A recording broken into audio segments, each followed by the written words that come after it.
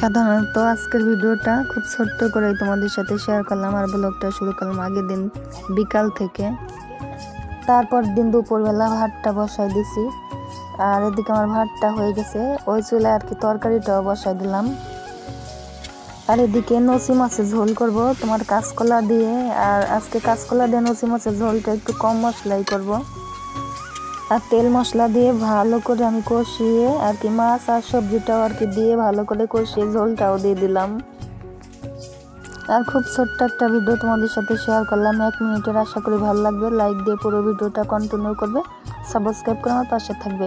এদিকে আমার তরকারিটা অলরেডি হয়ে গেছে আর অফ ক্যামেরায় হয়েছে, তোমাদের সাথে আর শেয়ার করা হয় নাই। আর একেবারে খুব ছোট্ট ভিডিও তোমাদের সাথে শেয়ার করলাম, তোমাদের কাছে রিকোয়েস্ট রইল আমার ভিডিওটা দেখবে।